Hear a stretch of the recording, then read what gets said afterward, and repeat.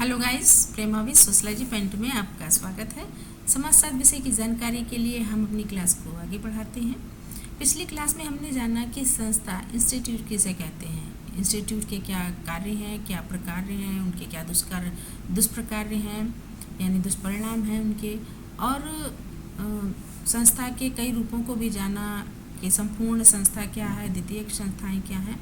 आज हम जानेंगे समिति। जो आज की क्लास है उसमें हम जानेंगे कि समिति किसे कहते हैं,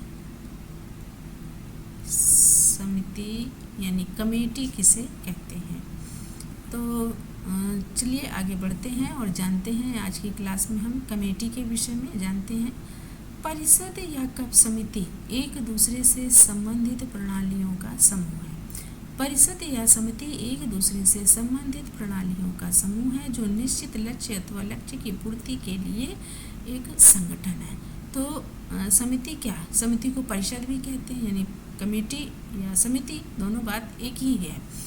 तो इनका जो गठन किया जाता है किसी लक्ष्य की पूर्ति के लिए, किसी विशेष लक्ष्य की पूर्ति के लिए इनको गठित किया जाता है। तो ये क्या हो जाता है, एक संगठन बन जाता है। कुछ लोगों के द्वारा बनाया गया संगठन होता है जिसका गठन हितों की तार्किक स्वीकृति के आधार पर होता है। इसकी सदस्यता ऐच्छिक होती है। जैसे जैसे मनुष्य की आवश्यकता बढ़ती है इनको पूर्ण करने के लिए समितियों का निर्माण किया जाता है। जैसे अब हम लोग इसको इस तरीके से समझ सकते हैं कि जैसे एनजीओ है, एक उदाहरण के तौर पर ले लेते हैं एनजीओ। जो एनजीओ होता है ये क्या होता है, एक सामाजिक कार्य के द्वारा बनाई हुई एक समिति होती है जो लोगों के हितार्थ होती है, और इसके माध्यम से लोगों को ज़्यादा से ज़्यादा लाभ पहुंचाया जाता है। और इसके जो मेंबर्स होते हैं वो ज़्यादा संख्या में नहीं होते हैं, कुछ ही संख्या में होते हैं, किंतु चूँकि एनजीओ एक ऐसा उदाहरण है समिति का कि इसके द्वारा लोगों की ज़्यादा से ज़्यादा हित किया जाता है, ज़्यादा से ज़्यादा सहयोग किया जाता है और लोगों की आवश्यकताओं को पूर्ण किया जाता है। तो इसीलिए जो समिति होती है वो कुछ लोगों के द्वारा गठित की जाती है और किसी विशिष्ट उद्देश्यों की पूर्ति जब अपने उद्देश्यों को पूर्ण कर लेता है तो इन समितियों को समाप्त भी कर दिया जाता है। तो समिति जो होती है वो एक निश्चित समय के लिए होती है और इसमें जो सदस्यता होती है वो ऐच्छिक होती है, यानी इसमें विशिष्ट प्रकृति के लोग यानी विशिष्ट उपलब्धि प्राप्त लोगों के द्वारा ही ये समितियों का गठन किया जाता है।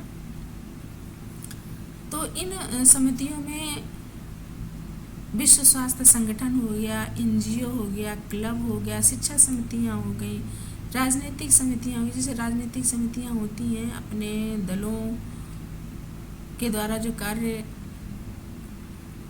कराती हैं और अपना प्रचार प्रसार करती हैं। ये जो राजनीतिक समितियां होती हैं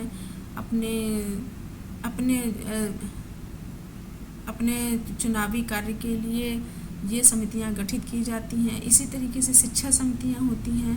शिक्षा समितियां लोगों के हित को देखते हुए लोगों को ज़्यादा से ज़्यादा घर घर शिक्षा पहुंचाई जा सके, लोगों को ज़्यादा से ज़्यादा शिक्षित किया जा सके, ऐसी शिक्षा समितियों का निर्मित की जाती हैं। तो इस तरीके से ये समितियां निर्मित होती हैं जो समाज में विशेष हितों की पूर्ति एवं सहयोग की भावना से समान हितों वाले व्यक्तियों के द्वारा गठित की जाती हैं। अब हम जान लेते हैं समितियों की परिभाषाओं के विषय में। तो सबसे पहले मैकाइवर एवं पेज के अनुसार समिति व्यक्तियों का समूह है जिससे एक सामान्य उद्देश्य या उद्देश्यों की पूर्ति के लिए संगठित किया जाता है। समिति व्यक्तियों का समूह है जिसे एक सामान्य उद्देश्य या उद्देश्यों की पूर्ति के लिए संगठित किया जाता है। तो इसमें क्या है, सामान्य उद्देश्य हो गए और उद्देश्यों की पूर्ति के लिए क्या किया जाता है, संगठित किया जाता है, यानी कुछ लोगों के द्वारा विशेष हितों के लिए गठित की जाती है।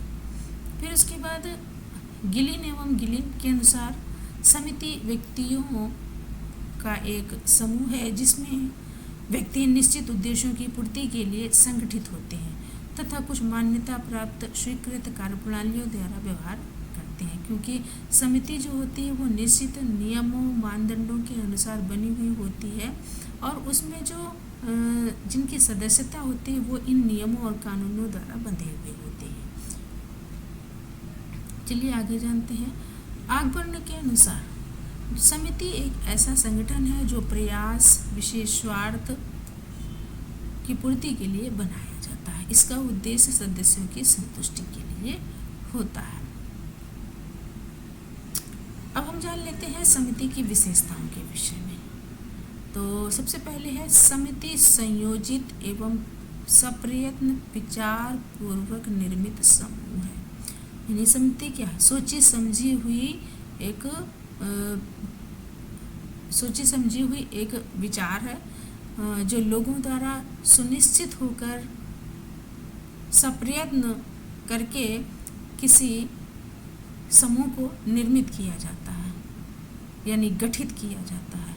फिर दूसरा है निश्चित एवं विशिष्ट लक्ष्य होते हैं और इसकी स्थायी प्रकृति होती है। फिर स्थायी नहीं होती है, समिति अस्थायी होती है। ये स्थायी नहीं होती, समिति अस्थायी होती, क्योंकि निश्चित लक्ष्यों की पूर्ति होने के बाद यह समाप्त हो जाती है। तो इसकी प्रकृति जो होती है वह अस्थायी होती है। इसकी सदस्यता ऐच्छिक तथा सशर्त सदस्यता होती है, यानी इसमें विशिष्ट लोगों के द्वारा ही इसकी सदस्यता होती है और इसमें कुछ नियम, लिखित नियम होते हैं, उन नियमों के तहत ये सदस्यता होती है। औपचारिक संबंध होते हैं, सिर्फ उस समिति के लक्ष्यों से ही संबंधित उनके संबंध होते हैं और उन लक्ष्यों की पूर्ति के बाद इन समितियों को समाप्त कर दिया जाता है। मूर्त नियम होते हैं लेकिन दृष्टिकोण से अमूर्त होते हैं।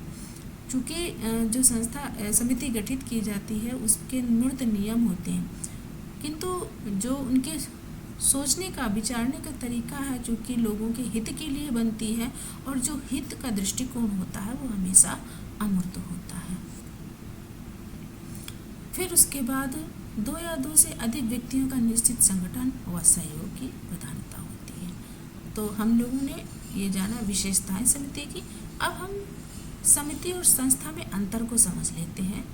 तो हमारे जो समिति और संस्था के में जो कन्फ्यूज़न हो जाता है कि समिति और संस्था में अंतर क्या होता है, अक्सर समिति और संस्था में लोग कन्फ्यूज हो जाते हैं और समझ नहीं पाते हैं। तो अंतर को समझ लेते हैं।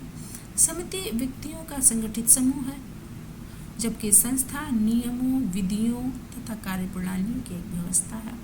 यानी ये कुछ व्यक्तियों द्वारा संगठित होती है, जबकि संस्था बहुत सारे लोगों द्वारा, यानी समाज में बहुत सारे लोगों द्वारा नियमों, विधियों और कार्यप्रणालियों द्वारा बनाई गई व्यवस्था होती है। समिति मूर्त होती है जबकि संस्था अमूर्त होती है। समिति के विशिष्ट उद्देश्य होते हैं, संस्था का विकास धीरे धीरे स्वतः होता है।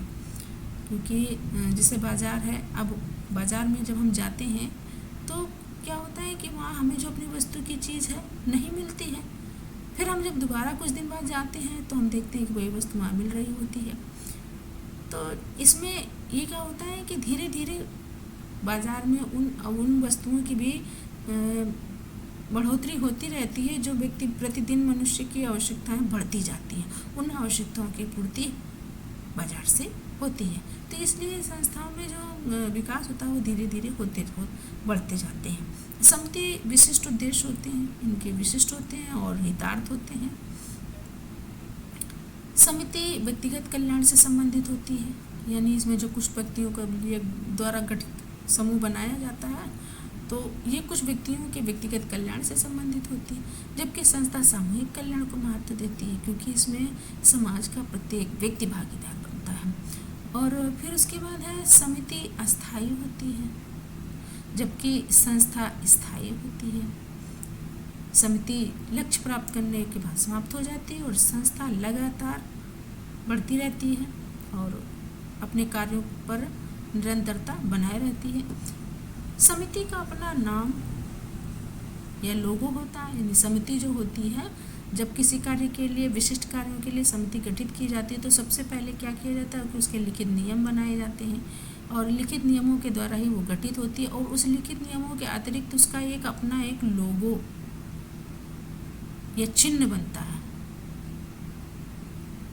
जिसके नाम से उस समिति को पहचाना जाता है और जो संस्था होती है उसका एक प्रतीक होता है। फिर आगे है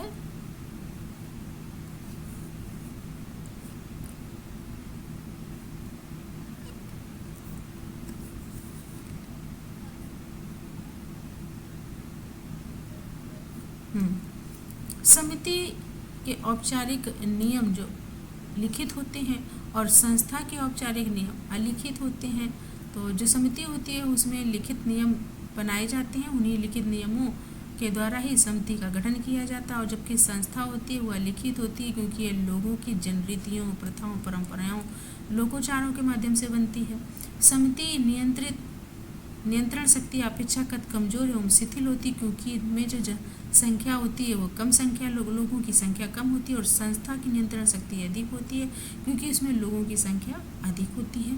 समिति दूसरी पीढ़ी में हस्तांतरित नहीं होती है क्योंकि यह समान कुछ विशिष्ट लक्ष्यों तक पूर्ति के बाद इसकी समाप्ति कर दी जाती है और फिर दूसरी समिति गठित की जाती है दूसरे किसी विशिष्ट लक्ष्य को लेकर।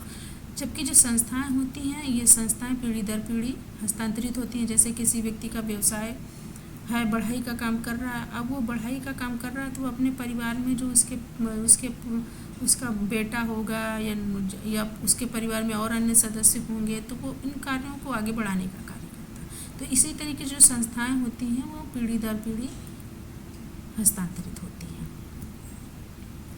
तो आज हम लोगों ने समिति, संस्था एवं समिति के विषय में जाना और समझा और समिति और संस्था के अंतर को भी समझा। वीडियो यदि अच्छी लगी हो तो लाइक शेयर सब्सक्राइब करें। Thanks for watching.